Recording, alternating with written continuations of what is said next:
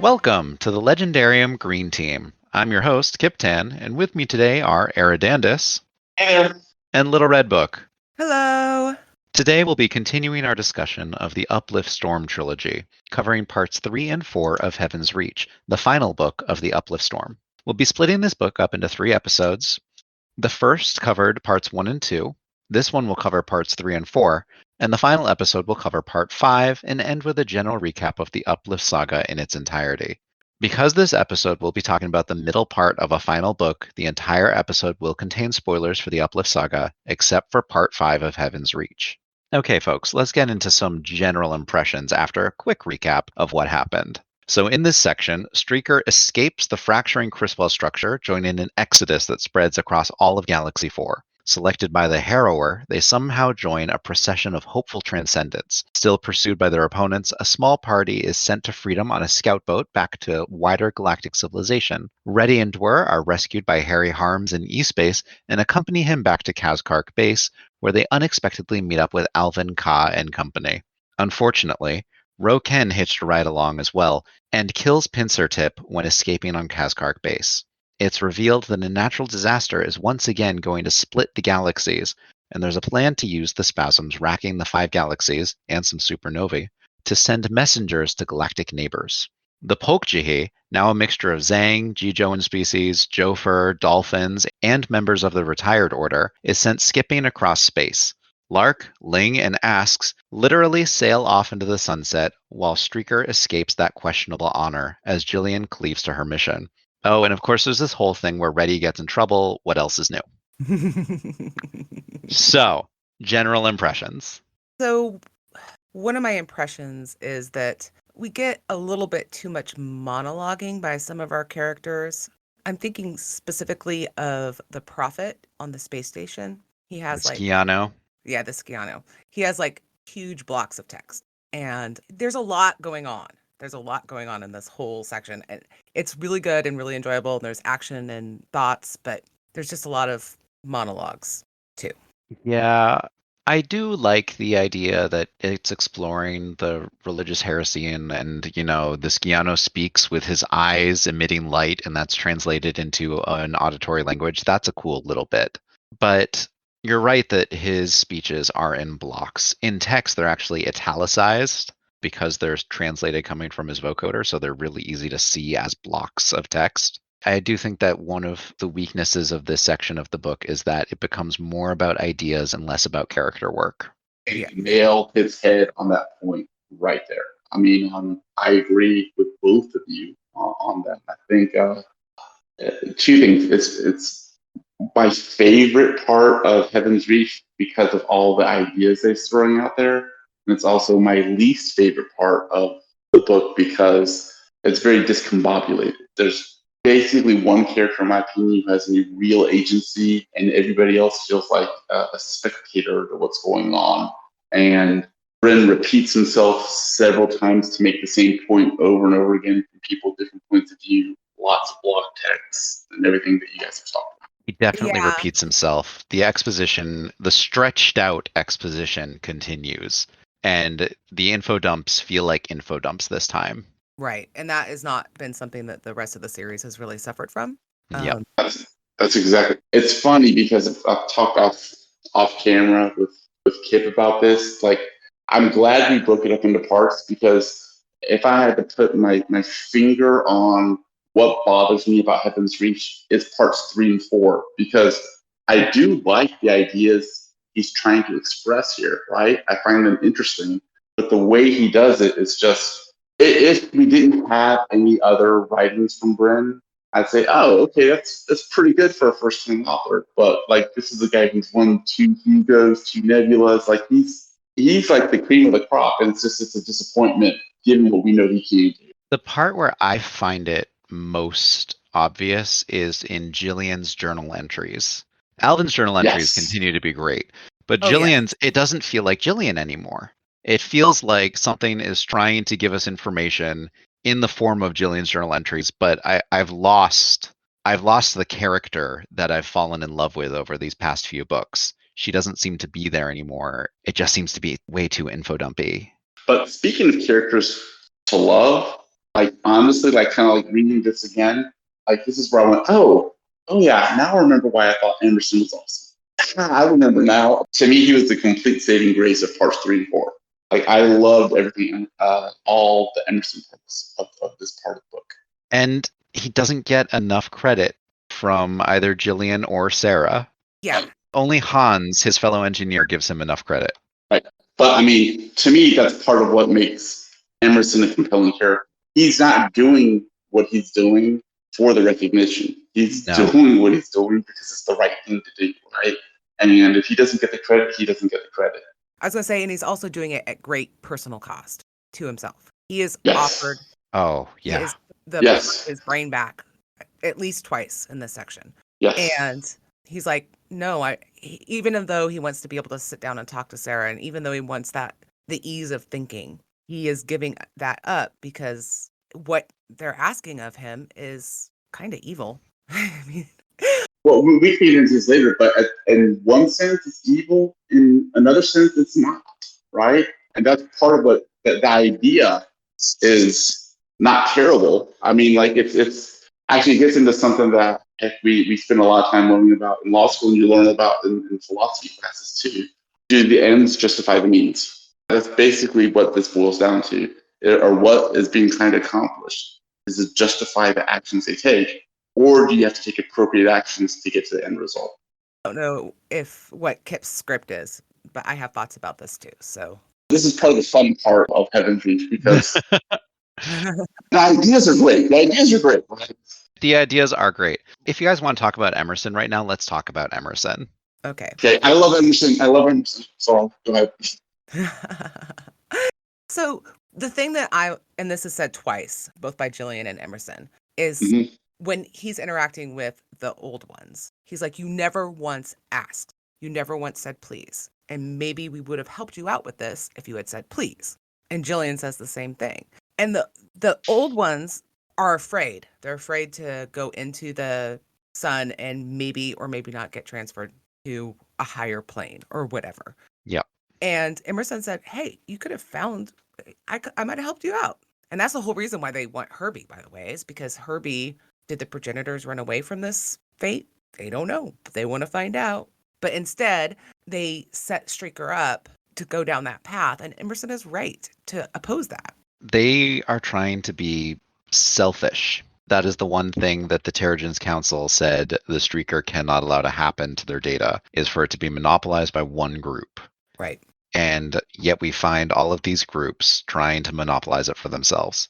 The Transcendents don't try. They don't really care specifically too much about their discoveries. And they do represent this like larger, completely galaxy-spanning civilization that's in constant contact with each other, which we've seen how much spatial distance affects things in the oxy-breathing civilization of 5 galaxies. How they're always in a rush to get from one place to the next, how information is always slower than events, and how the moderates take forever to make their minds up or to call a conclave, and how there's different speeds of hyperspace. But the Transcendents have these portals, which can take you from one place to another instantly. And they also have this vast data mesh network, which connects them instantaneously. And that definitely does set them on a different plane of existence as a higher order of life, and they have these godlike computers which are whirling around black holes, and there's all of that. And Jillian and they make the comparisons of monsters and giants and ants. Right. And there is an aspect of that. There is an aspect of this godlike intellect and civilization. But then it, as you said, Red, all gets tied back to you never asked. Yep. 2 salient points I think that need to be brought up. The Transcendence with Jillian, they ended up saying, okay, fine, we'll ask somebody before we go ahead and take actions on our own. And they're able to find an alternative because there's somebody who did volunteer, right? Yep. Right. The old ones with Emerson, they were too afraid to ask, right? So this ultimately gets down to the concept of, so it's actually reaching a kind of a couple different ideas at the same time, which this is where I'm going to kind of give some credit to Brin here. You have a tension here. Does free will exist or does it not exist? and then you have two competing narratives. But the old ones are trying to suppress free will, and the transcendents are enabling the free will. So that's one topic that's kind of getting expressed here with this. And Amber, I think Red's first point about asking or not asking. I mean, there's a reason that we have some of these cliches, right? The road to hell is paved with good intentions, right? Right. Yep. That's what this is essentially trying to address. Because, I mean, if you look at it objectively, if you just take out what actions the old ones took, what the ultimate objective goal trying to find out is not necessarily a bad goal. It is at worst a value neutral proposition, right? But how they're trying to get it and what they may end up doing with it, that's where as Red earlier describes, that's where the evil comes in, right? Right. Because they're willing to take any action to achieve their goal. And that's really, I mean, it's a very powerful kind of like level 3 thing we're talking about here is, how far are you willing to go to achieve your ends? Are you willing to murder someone? Are you willing to lobotomize someone? Are you willing to ask before you take other actions, right? And I think that is something that Brin hits home twice here, once with a negative result and once with a positive result. There is actually one negative aspect of what they're doing, potentially. I'm not saying it's actually there, but I am saying that it is a hypothetical negative that exists, which is if the Embrace of Tides is a scam to trick Right. elder species into committing suicide and making way for new species to rise in the galactic discs. If it is a scam, and if they find that out, and if they're able to change what the elder species in the universe do as they reach the end of their lifetime, if they are no longer being compelled into this embrace of tides, if they feel no need to cloister themselves off in structures closer and closer to intense gravity wells, if that is what they intend to do, then where are all of the new life forms going to live? Okay. I mean, I guess. I didn't know whether or not we were going to discuss this because if there is not a clear one-to-one real-life comparison to religion, then I don't know what possibly exists, right? I mean, and to Brin's credit, he never answers the question. Right. It never gets answered, right? And Yep. you're entitled to come up with your own conclusion as to whether or not it does exist or it doesn't. I mean, maybe it gets answered in part 5. Who knows? Well, but at least by the end of part 4, it doesn't get answered. Sure. Back to Emerson. How cool is it that he takes this old technology that we used So to awesome. explore the sun? That we saw where? Shout out Sundiver. Shout out Sundiver. Yay. And he basically repurposes it and creates an HVAC laser. It takes all the Look. heat and sucks it out of the ship, and it becomes a weapon. And I thought that was really cool and fun. I loved it. I'll tell you what, Red, to your point, as I was rereading this, I was hearing Kip in my head kind of going, was it Space Action Hero, Super Agent? I mean, Action hero I mean, Emerson. yeah. And like, this was Emerson's shining moment. Like, and he was complete. Like, he really was. He was a complete hero. Like, his journey, even though the book goes on, I don't mind spoiling this, but I mean, his arc is complete at the end of that story. By the time that he completes it, his arc has now been completed. If you're going to follow a character's journey, what a way to go out. Like, what a way. It was tremendous. Like, we've seen him now in his backstory fail at saving the ship once. Right. But we also saw him on Oaka in his backstory actually save the ship. And now we've seen him save the ship from 2 mimetic attacks by the retired order of beings, which are supposed to be way above Streaker's competence level. And yet he foils them pretty much single-handedly in design, not in execution. He has help in the execution of his plans. But the mental work is all his, and that's an amazing thing to see coming from someone with part of their brain missing. And I'm sure Random has something else to say, because the one other point I think that what happened with Emerson, what that really hit home to me this time around, we've had a lot of conversations about galactic civilization and wolflings and the process of uplift and everything. Right. What Emerson did and the actions he took and the success he had, to me, was the clearest example of it's great if you're uplifted, but it does not put you on any better or superior footing to the people who do not. So, and that's also getting to another character, Sarah. She's the one who figures out that the galaxies are breaking apart. She's one of the people who figures it Well, out. well, yeah. And she does it all on her own. Right. Yep. And the fact that all these other uplifted species, this has all been hidden from them. Like, they have no idea that this is a thing that happens all the time. Mm-hmm. But why? It's been basically erased from the library. Right. They rely Right. on the library for the information. Exactly. That's what I'm saying, is that it shows that having those moments of figuring things out for yourself, as opposed to having knowledge just handed to you. And there's a deliberate, this is another thing, there's a deliberate effort to remove that information from the library. Not remove, just suppress. But that's why every time earlier in the series, Jillian tries to run that symbol through the computer that they have. It's like, Exactly. I don't know what it is. Do you remember the quote about that symbol? No, I don't remember it exactly. So I don't remember the exact wording, but it said that it was an ancient symbol and that its use was mimetically discouraged. Yes. Yeah. And now we know why. I also think that although perhaps the Embrace of Tides is not completely a scam, it is at least in part a scam, because the Transcendent ones are using it to basically create, or to make the white dwarf go supernova by having like all this debris around it.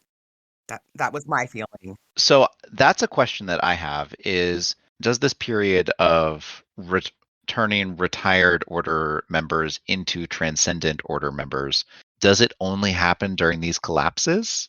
That would seem very weird. Yeah.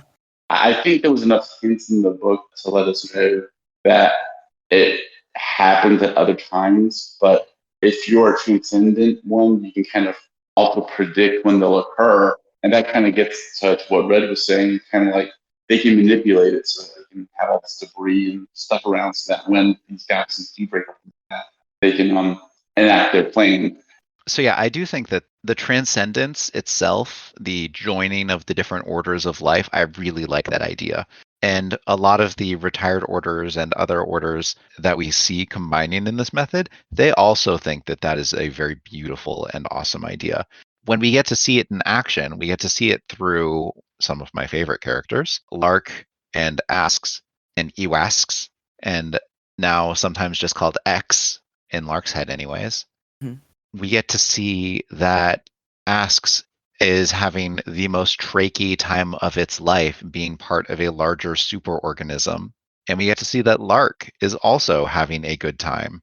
And Ling, they exist as part of Mother Nest, and it didn't seem too bad. And I think there were definitely some pointed counterexamples to some common criticisms of superorganisms like that in science fiction, where people think that, oh no, as soon as you join a hive mind, you lose your individuality, you lose all of the things that make you human, you lose love, you lose sex drive, you lose parts of your identity that shouldn't be given up. And we see a counterexample in this piece of fiction where it's like, they didn't lose them. Maybe the organism doesn't understand why Lark and Ling love each other and want to have sex. Sorry. But they still do. They still have them. Sure, Lark gives up his hair, but that's not a defining trait of humanity. The ability to have hair is clearly incompatible with living in like a liquid environment. And sure, there need to be some adaptations, but who cares if he loses some hair follicles on his head? I'm glad you liked it. I thought it was cute. Yeah. He hasn't lost what makes him Lark. Lark is not defined by his hair. Yeah. I'm glad you liked the kid. I kind of thought it was cute. One of the things I found interesting about that was, while they're melding, I guess you could call it, is Owask's internal dialogue with his rings about what's going on. That felt the most, it was a little info dumpy, but it was still definitely him. But him his character work didn't slip. Right, exactly. Yeah. And the master ring talking to the ring of cognition and saying, oh, you can remember all these different things and I'll let you now. And because he's having a whole conversation inside himself about individuality versus community, or, being assimilated versus not being assimilated. And it's just, and doing it by looking through Ask's memory of Jijo. And I just thought that was a really cool thing. the trachea parts of Asks acknowledge that there were some benefits to Joe Fur bits. And they were like, but now can you admit that there's also some drawbacks too to the Master Ring? And he was like, yeah, I guess so. Yep. And we finally find out what the Red Ring does. We finally find out that the Red Ring was a creation of, like I was talking about earlier, of one of their, basically a product of the centuries of exile on Jijo. What did you think about that reveal, Red? Trying to remember what the Red Ring does. It puts doubt into Joe Fur. It puts uncertainty and like multiplicity of thought into the Joe Fur. It infects them with trachiness. Trickiness. It's a germ. It's a virus. I was thinking it frees them from the Master Ring, is what I was thinking. I guess that amid all my other thoughts, I did not have a lot of thoughts about the Red Wing. I'm sorry. Okay, it's a minor point. I get that. I liked it because it kind of follows the theme that Brin keeps on making in this book about memetics and the spread. Like the spread of a germ or a virus and the spread of a thought kind of follows similar paths. It's a seed. Yes. Asks was a seed that got sent out from Jijo, and we get to see some of those other seeds as well in Alvin and in Euron and in Dwar. Alvin on his own manages to revolutionize Hoon society on Kazkark base and institute poetry readings. Yeah, that was something that really stood out to me is the poetry readings. I loved it. Alvin really shined too. I thought his journey obviously wasn't the journey he wanted, but I think he ended up with a better result than what he wanted. Also, he gets a girlfriend out of the deal. Yep. And it wasn't just Alvin. I do like this. It wasn't just Alvin, but it was also the books that his father gave him from the new wave of non-human authors on the slope. Yeah. Of Hoonish authors creating their own epic poetry.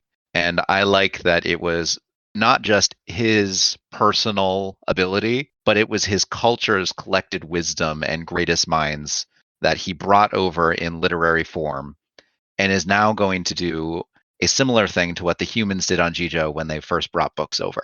But he's going to do it to Kazkark base and hopefully the rest of the galaxy at large. I like that. And I wonder what each of those kids is going to bring to galactic society and what kind of seed they're going to be. And it makes me really sad that Pincertip died before he could sprout. Oh, man. One of them had to go, right? Yep. For the story, one of them had to go.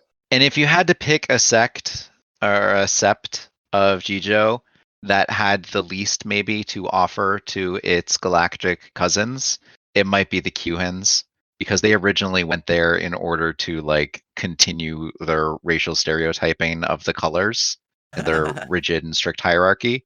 And that ended long ago on Jijo, and it ended long ago in galactic society as well. So there's not as much change for a Qhen to accomplish.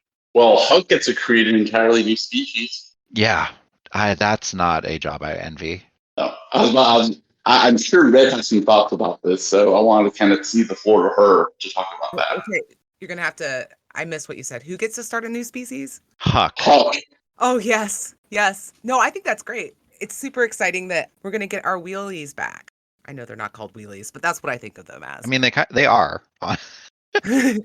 Well, you don't even know the reference, but yeah. No, I do know the reference because you made it before. Oh, that's true. So anyway, I'm just glad that we're going to get this cool, like we talked a little bit about how there's a lot of cruelty in how they're designed, in the sense that they were designed for a very specific purpose and it made their life difficult and they can't go back to whatever. Yep. But they're still an awesome species. I mean, they got wheels. Amazing species. And they have ice dogs and they're just so much fun. And I am so excited to get more Gakek out there in the galaxy because the galaxy needs them. Yeah. And I want to take a moment to applaud you. You pronounced it correct. Cheers. Thank you. Thank you. It's a first. Don't make me say that Tim Bremney name though, because I'm not going to be able to say that, and I obviously can't say Tim Bremney, so never mind. I just blew it. You had the moment and you lost it. Sorry. It's okay. It's okay. I'm used to it. And we're finally caught Mudfoot in a sack. Oh, that was fun. Yeah. Yeah. Man, that I'm philosophically opposed to talking about Dwarf because his story is involved with Reddy, and I'm not talking about Reddy. you don't want to talk about how they try and sacrifice her? I'm done. Like, I'll let you guys. I'll see the floor to you guys. I've made my stance on that entire storyline well known. Okay. It was a thing that happened in the book. That's It about was the all I thing that have to say. happened. Reddy knows how to pick sides, right? She always knows how to pick just the right side to get Get herself rescued in from. trouble. Why did he rescue her? They should have just crucified her and we have done with her. He can go back and hang out with Dwar. Would have made Era happy, but then Brin wouldn't have had someone to make more jokes with. Oh Lord. Because at this point, I'm just convinced Reddy is a joke. Okay. Reddy is just a long-standing joke of seeing how many times someone can fail up. Good way of putting it. Failing up for sure. Talking about how the transcendent ones, for all their big things, whatever, they pretty casually killed trillions of sentient beings to accomplish their goals. Trillions. And you have to wonder how much of that was necessary. What other Yeah. option could they have for bringing in large amounts of mass to create a supernova? Did it have to be occupied mass? No. Shouldn't have had to have been occupied.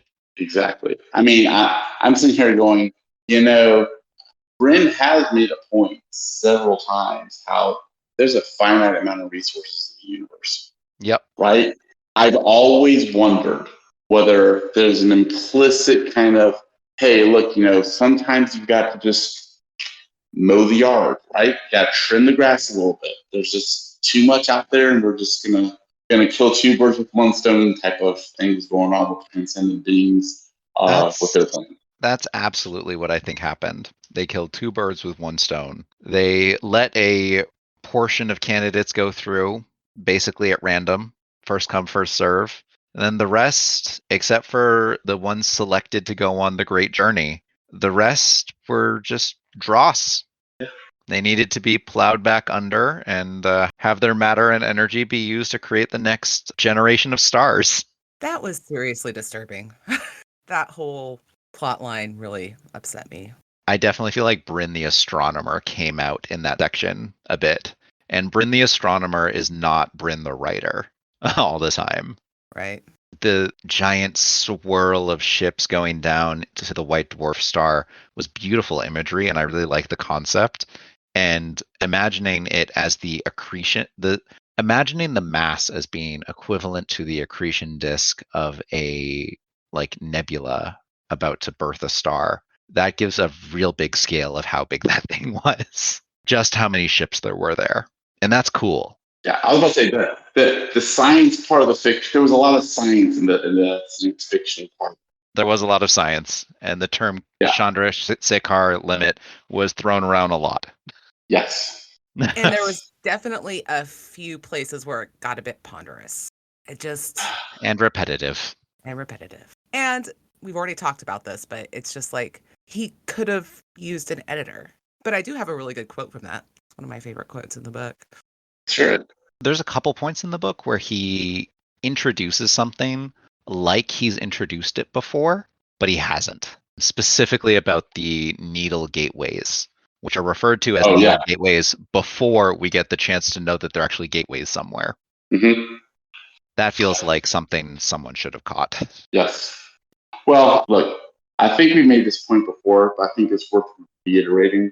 I think if you could have left Brightness Reef alone and then condensed Infinity Shore and then taken the first two parts of Heaven's Reach and basically take the condensed Infinity Reach, the first two sections of Heaven's Reach, and make that your book 2. And then book 3, you could have really spent a lot more time on the rest of the book, which really needed more work. Instead, that's the part that got condensed. And that's it. Just really shows, right? Yeah, it does. Yeah. Everything with the transcendence and the merging of species should have been stretched out and given more detail. I wonder if there was some sort of timeline that they felt like they couldn't have done it that way, or if Brin was like, "I'm done with this book now," or you know what I mean? I wonder what the dynamic was around that. I think Brin worried about saying too much, about putting too firm a stance on what these far-flung, far advanced civilizations would be like, and he wanted to leave them more mysterious because he likes mystery and he likes just putting the questions out there and not necessarily answering them. Maybe. And I think there's a lot of questions you can have from this section.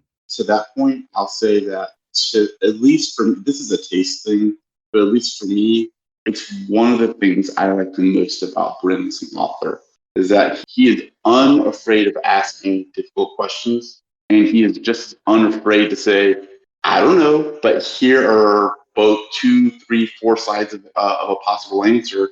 Enjoy." Right? Yeah. I like that. I do like that, but I think that he opens too many questions in this section. There's just too many things, too many moving parts. I'm really close to agreeing with you on that, really close. But as I've said before, this is my upper limit, just my upper limit of having too many questions. So what I would say is that I would have rather had a couple more books that ask them separately because I don't want to have to read this book 15 times. And I kind of feel like I have to read this book 15 times to get it. 4 times max. 4 times max. Okay. But you know what I'm saying. Like, I'm so glad I did a reread on this because this more than a lot of other books I always do a reread, but I would be completely unable to talk about this book without having read it at least twice because there's so much going on. That's just how I feel. I agree with you, Red. I really do. And I think part of what this section of the book suffers from is that when Emerson's arc kind of completes, not trying to make this pun, but the story loses some of its propulsion and it becomes much more info dumpy after Emerson's part finishes. Lark's section really didn't feel like Lark had a whole ton of agency at the end there.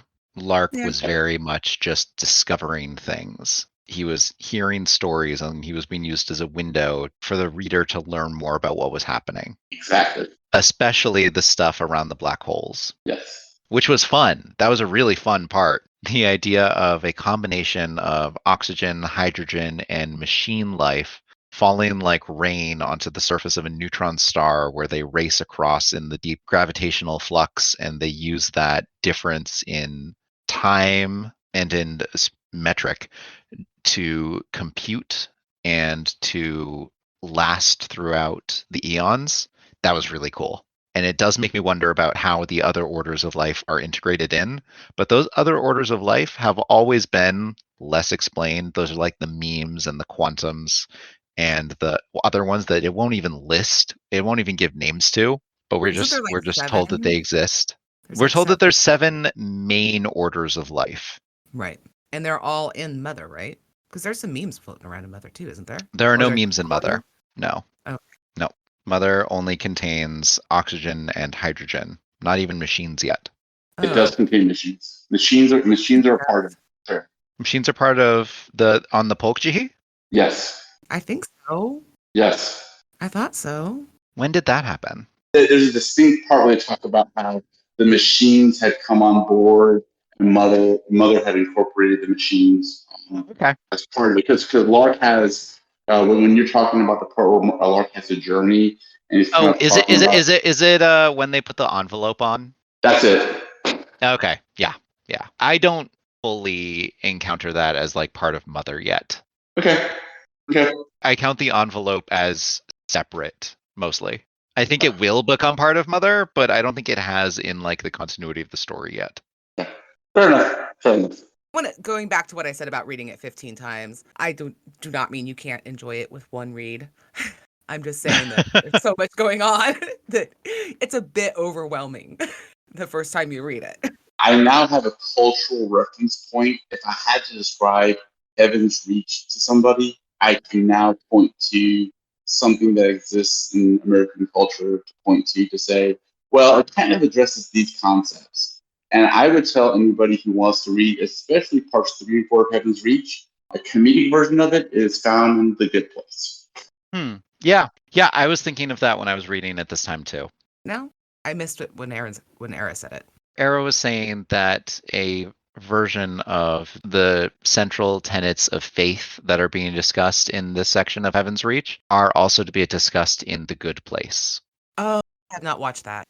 Especially the concept of where do things end up ultimately. Yeah, I have not watched. I've watched maybe like 5 episodes of it. Okay. I am not a TV person, and I will tell you that I loved every episode of Place. I enjoy that series tremendously. So give it a try. It was a timing issue why I didn't finish watching it in my life.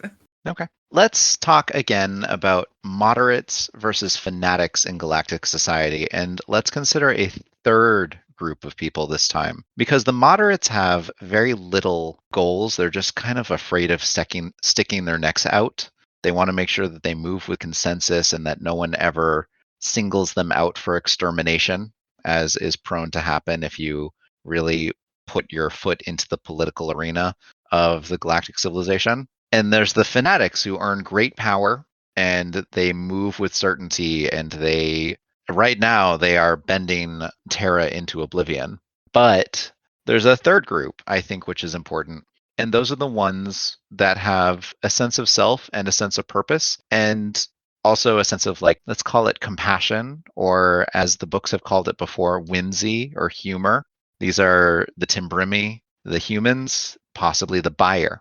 And let's talk about the conspiracy theory that the buyer have engineered all of the events that we've read so far in the Uplift Storm. Yeah, that one made me want to put on a tinfoil hat. I love it though. It's so great. The idea that the Boyer are out there on Dijo and they're like, hey, we have this thing that's going to happen. The galaxies are going to split up. So why don't we call people here so that we can have this nice little treasure trove of genetic material floating out in Galaxy 4 when the rupture happens? I love it. I think it's great. I love it. I totally believe it. Yep. And now Sarah had a new hypothesis for the holy egg, that it was a buyer trick. Does that answer your question about the egg from so long ago? I felt like it was answered. The only thing that was weird that I didn't have answered was why it took off into space when it did. That was the only thing I was confused by the end of the last section book. But yeah, I thought it was well, no, maybe not. Yeah, so it's not a Cyrock, because that was one of the things I thought it could be. Like the planet, I was debating whether it was a naturally occurring thing or if it was an actual artifact. So I think I'm on the actual, it's an artifact that was created and not a naturally occurring thing. That's what I think. Two-part question for you then. Okay. A, do you think the buyer transcended? And B, do you think that we're dealing with the buyer in Heaven's Reach? As in the old ones are the Boyer or the transcended? Or their transcendence. I'll tell you, no. I think it's possible that the transcendent that Jillian is dealing with, or whatever that she's dealing with, might possibly be the Boyer, but I doubt it. Not that they aren't transcendent, just that I don't think that's who we're dealing with in the book. What do you think, Kip? I don't think they transcended. I think they opted out. What if Herbie is... But I've read more, including writings by Brin, but also novellas that he's put after the main Uplift series. Okay. What if Herbie is a Boyer? Well, I don't think that's possible. Well, no. He's older than them. Oh, okay. That's fair. Yeah, he was around when there were 17 galaxies. Was it 17? Yep, it's the 17 galaxies. Right. Which really recontextualizes the whole civilization of the 5 galaxies, not as this pinnacle of civilization, but as a dying civilization. I was about to call it the leftovers, kind of like the Roman Empire technically existed until like the 15 or 1600s. But realistically, the Roman Empire's people conceptualize it. That had been done for like a millennia before that. But something with the name continued. Yeah. Right. That's right. Yeah, I think that's a very good way of conceptualizing it, for sure. They do spend a moment on this in the book. They say, like, can you imagine what it must have been like to have 17 linked galaxies with transfer points basically everywhere? You just zip across. And how different that would have been. How fantastically different that would have been in practice compared to what they have now.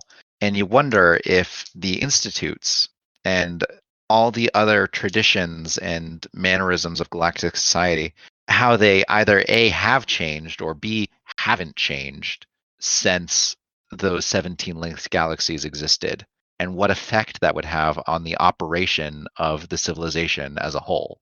Well, I think we know that they did change quite a bit. I mean, what's the scale we're looking at again between the breaking of the galaxies? I was referring more to individual pieces. So we know that like the cycle of uplift has existed since those 17 linked galaxies. I see what you're saying. Every little bylaw, every little tradition, is it new? Is it old? When did it come into place? How, if it is old, how has it warped in effect now that it's harder to get around the place? I mean, maybe they were checking in on planets a lot more often, for one thing, Yeah, than they are now. I assume they were because it would be so Because much easier to get there. You could have an institute check in not every million years, but you could have it every 5 years. that might be a bit excessive. I mean, is it? Is it excessive if the distances involved, the travel times required to go between places would be reduced by a similar amount of time? Because Sure. there's a part in the Uplift War where they refer to diplomatic services requiring the family to basically brace for the possibility that Uthik Haldane might get called away for a 1 year mission, but hyperspace might be inaccessible and it might take him 600 years to get back. That's just something that diplomats have to live with. Yeah, I do remember that. Yeah. Yeah. You wonder, did that used to happen? I don't think it did. So I had a question. Sure. In earlier books, it's basically implied that humans are the only wolfling species. But Only in surviving wolfling species. yeah, well, and that's what I was gonna get. But it's in the other books, they're the only wolfling species. But in this book, in these two sections, it comes out that what happens is they normally just get wiped off the face of their planet. They've been saying that since Sundiver. Well, maybe I misunderstood because what I was thinking when I was reading it is like this section. I was like, is this a retcon? Because I don't remember any other wolfing species talked about at all in any reference. Since Sundiver, they've been saying that wolfling species pop up every now and again. Very few people believe that they're actually wolflings, that like they actually self-uplifted, but they think that they're normally just like abandoned embarrassments, like by some patron clan that decided to cut its investment and run. And they say that normally history doesn't work very well for them. And this is something that in Sundiver they were trying the friends like the Canton were trying Right. to make sure that basically that Terra didn't raise too much attention and that they stayed quiet and maybe they could prolong the early introductory period and give them as much time as possible to prepare for animosity from the greater clans. But then they're like, oh, no, Jacob Demois really just insulted the Pila and now that whole clan is against Earth. Great. It That started. guy. That guy. What was retcon though was the distinguishing human, in this case specifically humans, and galactic civilization vis-a-vis the rest of the universe. Because when what we have back in Sundiver or Star Trek Rising or the Uplift War is that humans are really kind of like low man on the totem pole, and galactic civilization is this uber powerful pinnacle of civilization. And then by the time we get to Heaven's Reach, we're seeing that, this fight between galactic civilization and humans is so beneath, like it's like two little kids fighting over a lollipop. It's just, it really has no meaning whatsoever in the context of what's actually going on in the rest of the universe. At least that's the impression I got. See, I don't think that's a retcon. I think that's a change in perspective because in Sundiver, we only have Jacob Demois' point of view. We're entirely through his eyes. And he sees ETs, as he calls them. He doesn't even often call them galactics in his thoughts. He calls them ETs, and he has very little direct experience with them, doesn't want to have to deal with them, reluctantly has a couple friends in the field, but doesn't he decides to take up positions of power after the events of the novel. We don't see him really working a political game or anything like that. What we do see is him trying to do a little uplift on dolphins and trying to solve a mystery in the sun. But the information on the retired order and on the transcendent orders, those are heavily restricted access items. And so even if he were to go to the library and try and request information about them, it would say like, don't talk to them. And that's it. Much like when Jillian tried to look up information about the Zang. Yeah, I would say to Red's point, I mean, I think in Startide Rising, it's heavily implied that humans are the only wolflings out there. Oh, yeah, Now, absolutely. They are the only current wolflings. well, that's what I was trying to get at. They never said only, right? It was implied they were current. It's not really until Uplift War that you begin to get the impression of, oh wait, there were other wolflings out there and they didn't make it, right? They never, Or they they got didn't adopted. survive, No, right? They because got in, adopted and in killed. Sun in Sundiver, the Canton, Fagin, he specifically says, I know what normally happens to wolflings, and I'm trying to stop it to happen to you. Okay, see, Kip's pulling a fast one on us. We're not supposed to be talking about Sundiver. Here we go. In fact, he wanted us to not talk about You know, Sundiver at it's all, if like I remember correctly. here I am All, being a all, good guy. Listen, hey, no, we're gonna talk about Sundiver. all I'm saying is this is an established part of the universe that has been out there from the very early days. It's not a retcon. Okay, fine. Well, I agree with some of the retcon, but what I'm telling you is if you start Red Rising, the impression you get is wolflings are the only ones out there. That humans are the only wolflings out there. And in Uplift War, you get the impression that there used to be others, but they never make it through the process. And that part of the reason humans may be getting picked on isn't necessarily only because they're wolflings, but because Earth is an uplift-rich planet. There's so many species that can be uplifted that there's ulterior motives to make out humans. And I wonder if that always happens on a world which creates wolflings. That's a great question. And I think that that's at least heavily suggested by Brin, which I think is fascinating. I wonder if wolflings are always proved to be good stewards of their own planet because they had to learn. Well, I'm going to forget right now whether this is spoiler for 5 or not, so edit this out if we need to. But I think it's interesting how there's a discussion how Earth or the wolflings, they had to learn things the hard way. So they've learned to value, they've had their childhood and they're growing up. So they've learned to value certain things because they've experienced the consequences of not doing things the right way. Whereas these uplifted species, they never had the chance to learn and fail, right? So they're now going to be getting this opportunity to do so because galactic civilization is going to reorder itself. Which brings us back to the original question of, are wolfling species almost guaranteed to be not moderates or fanatics, but to have instead environmentalism and compassion as one of their major driving philosophies? And humor. And humor, sure. I would say yes. And part of what I would point to is that Harry was talking about how part of what makes an uplifted species logical starfaring creatures interferes with their ability to operate in e-space. And that there's something about the way the wolflings are and that they are better able to deal with e-space, I guess. Something along that is my thought. A land of ideas which Right. requires creativity to survive. Right, exactly. One of Brin's better inventions in my mind. I do like e-space. I think Brin wants us to believe this, right? But Brin wants us to believe this. I don't think there's. I think there's plenty of evidence to the contrary in human civilization that you don't necessarily need to have whimsy and creativity, etc., to survive. Sometimes all you need is a force of arms and discipline. But this is Brin's viewpoint and this is Brin's story. So in Brin's story, yes, you guys are correct. Because Brin is an optimist. That's right. I just want to say one thing. I don't need a response from either of you after I say this. Tom Morley is still alive. Krydecki Yes. is still alive. Yes. That's what I was getting back to. He's chasing a ship through e-space. He's a year behind the ship. And there was the banana peels from the very beginning of the book. And I'm telling you, that is not Streaker, the whatever their little shuttle is. He's still alive. They're both still alive. Yep. I'm so glad you guys are optimists. That's why you guys are my friends. And remember, Reddy asked them to take it to the most important people around, and if that's not Right? Tom Orley and Krydecki, I don't know who is. Mm-hmm. You had to bring Reddy into it.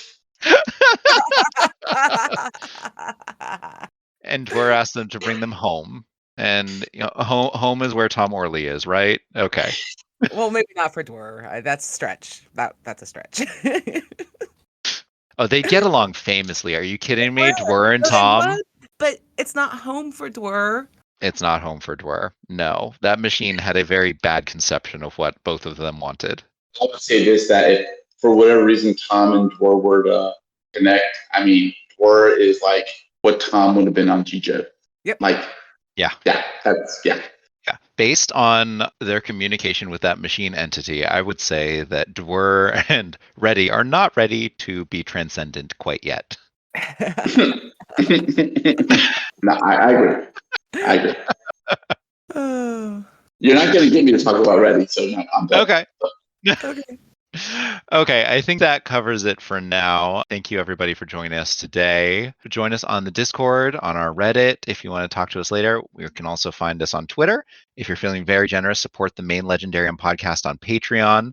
Thank you, Horizon Brave, for getting everything started, and Craig for loaning us this little corner of his media empire. Our intro and outro music is Galactic Damages by Jingle Punks. Thank you. Bye. Bye. Bye, guys. Bye.